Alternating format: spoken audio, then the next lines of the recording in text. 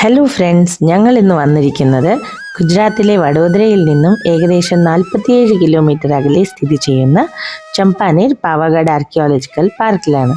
UNESCO world heritage സൈറ്റായ ചമ്പാനേർ fort ഗുജറാത്തിലെ പഞ്ച്മഹൽ ജില്ലയിലാണ് സ്ഥിതി ചെയ്യുന്നത്. ടിക്കറ്റ് ഫെയർ വരുന്നത് പെർ പേഴ്സൺ 10 റുപ്പീസാണ്. ഓൺലൈനായിട്ട് മാത്രമേ എടുക്കാൻ സാധിക്കുകയുള്ളൂ. 8 AM തൊട്ട് 5 PM വരെയാണ് വിസിറ്റിംഗ് ടൈം. 8-ാം നൂറ്റാണ്ടിൽ ഛാവഡ രാജവംശത്തിലെ വൻരാജ് ഛാവഡയാണ് ഈ കോട്ട ആദ്യമായി നിർമ്മിച്ചത്. പക്ഷേ 16-ാം നൂറ്റാണ്ടിൽ മെഹ്മൂദ് ബേഗഡ ഈ പ്രദേശം ആക്രമിച്ചു.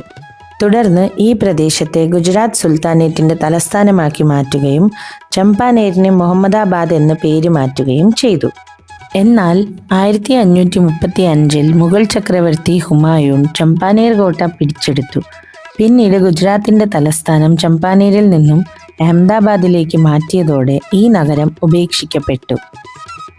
1803 ബ്രിട്ടീഷ് ഭരണകാലത്ത് ഇവിടെ വെറും 500 പേർ മാത്രമാണ് താമസിച്ചിരുന്നതെന്നാണ് രേഖകൾ പറയുന്നത്.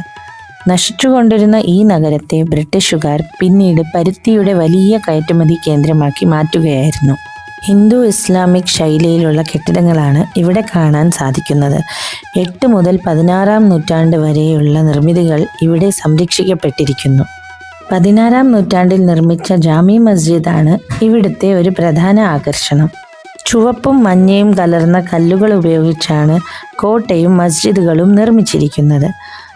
നഗരത്തെ സംരക്ഷിക്കുന്നതിനായി വലിയ കോട്ടമതിലുകളും നിർമ്മിച്ചിട്ടുണ്ട്. അതിമനോഹരമായ കൊത്തുപണികളോട് കൂടിയ 172 കൽത്തൂണുകളാണ് ഈ മസ്ജിദിന്റെ ഭംഗി കൂട്ടുന്നത്. 16-ാം നൂറ്റാണ്ടിന് ശേഷം മാറ്റങ്ങളൊന്നും വരാതെ മാറ്റമില്ലാതെ തുടരുകയാണ് പ്രീ മുഗൾ നഗരമായ ചമ്പാനേർ. ചമ്പാനേരിലേക്ക് ടാക്സി, ബസ് എന്നിവ വഴി റോഡ് മാർഗം എളുപ്പത്തിലെത്താം.